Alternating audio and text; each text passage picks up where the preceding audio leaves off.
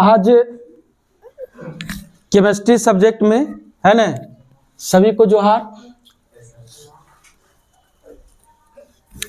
जय क्लास का जो 10th क्लास का जो केमिस्ट्री का जो बुक है उसमें पहला चैप्टर है रासायनिक अभिक्रियाएं एवं समीकरण, जिसमें आज हम लोग पढ़ेंगे रासायनिक अभिक्रिया, अभिकारक, उत्पाद, रासायनिक समीकरण। जो केमिस्ट्री का समझिए ये जान है। पहला हम लोग पढ़ेंगे रासायनिक अभिक्रिया है क्या, व्हाट इज केमिकल रिएक्शन। यानी रासायनिक अभिक्रिया एक प्रकार का परिवर्तन है, ऐसे परिवर्तन जिसमें नए गुणों वाले पदार्थों का निर्माण होता है, उसे रासायनिक अभिक्रिया कहते हैं।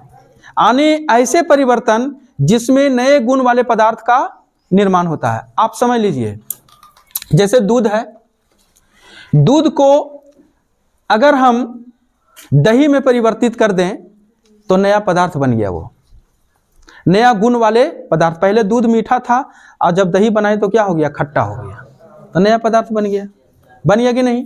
तो उसी को रासायनिक अभिक्रिया कहते हैं। जैसे भोजन का पाचन, जब भोजन करते हैं तो कुछ रहता है, अब पाचन होने के बाद जो है ना, वो नए पदार्थ बन जाते हैं।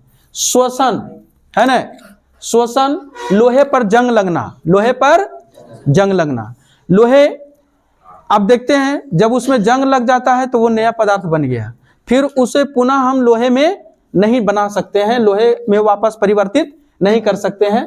दही का बनना आदि ये रासायनिक अभिक्रिया है। अब कोई भी रासायनिक अभिक्रिया है उसमें दो पहलू जरूर रहेगा, एक अभिकारक और एक उत्पाद, है ना।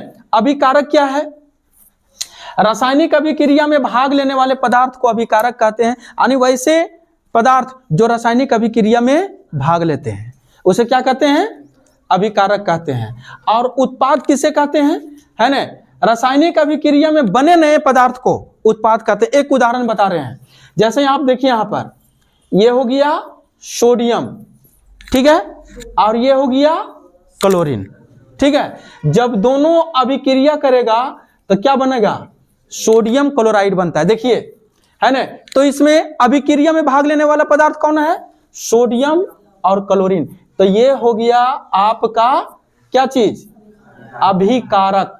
अभिकारक आप देखे होंगे, है ना, सोडियम और क्लोरीन जब अभिक्रिया किया आपस में तो सोडियम क्लोराइड बना, जो क्या कहलाएगा, ये नया पदार्थ बना ना उसमें, तो इसको उत्पाद कहेंगे।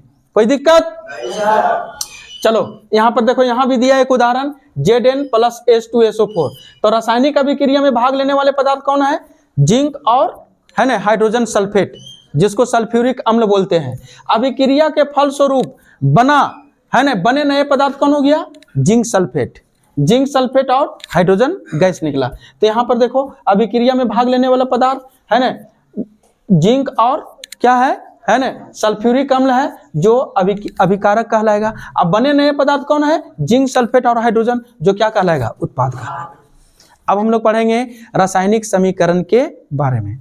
बताए ना कि ये जो चैप्टर जो पढ़ रहा है ना, वो केमिस्ट्री का जान है। इसी के जरिए हम सारा, है ना, केमिस्ट्री का सॉल्यूशन निकालेंगे, है ना।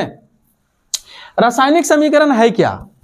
तो रासायनिक अभिक्रिया में भाग लेने वाले, आप देख रहे होंगे कि रासायनिक अभिक्रिया में भाग लेने वाले जो पदार्थ है, जिसको हम लोग अभिकारक कहते हैं, और नए पदार्थ कौन हुआ, उत्पादों, है ना, को उनके रासायनिक सूत्रों, सभी को रासायनिक सूत्र के द्वारा व्यक्त कर रहे हैं कि नहीं, और प्रतीकों के माध्यम से, रासायनिक सूत्र और प्रतीकों के माध्यम से संक्षिप्त रूप में, है ना, निरूपित करना, यानी संक्षिप्त रूप में, है ना, उसे संकेत देना, क्या कहलाएगा, है ना, रासायनिक समीकरण कहलाता है।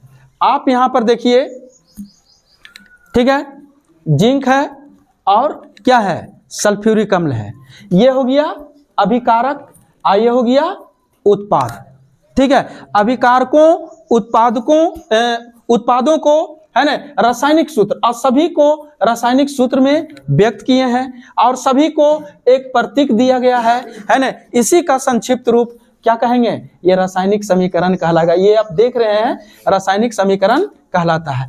आप देखें ये यहाँ पर कि यहाँ पर तीर का निशान है, तो रासायनिक समीकरण में क्या कहता है, अभिक्रिया की दिशा, अभिक्रिया की दिशा जो देखो अभिक्रिया इधर से इधर आ रहा है ना, तीर के द्वारा आने की एरो के द्वारा दर्शाता है, जिसमें बाईं ओर क्या रहता है, बाईं ओर अभिकारक है और दाईं ओर क्या है ना, उत्पाद होता है। ठीक है। अब दूसरे शब्दों में इसे हम लोग ऐसे भी परिभाषित कर सकते हैं शॉर्ट में, है ना, कि अभिकारक उत्पाद एवं प्रतीकात्मक रूप से पदार्थों की भौतिक अवस्था को, अभिकारक उत्पाद और प्रतीकात्मक रूप, प्रतीकात्मक रूप का मतलब हुआ वही संकेत और सूत्र, संकेत और सूत्र, है ना, के भौतिक अवस्था को प्रदर्शित करना क्या कहलाएगा, हाँ, रासायनिक समीकरण कहलाता है। उम्मीद है कि आज हम लोग केमिस्ट्री का जो मूल फंडामेंटल जो शब्द है ना, स्थिति है, रासायनिक अभिक्रिया, रासायनिक समीकरण, ये फंडामेंटल चीज है केमिस्ट्री में जानना, सभी लोग जान गए होंगे। किसी को दिक्कत? जब दिक्कत नहीं है तो कोई बात नहीं है। धन्यवाद सभी को।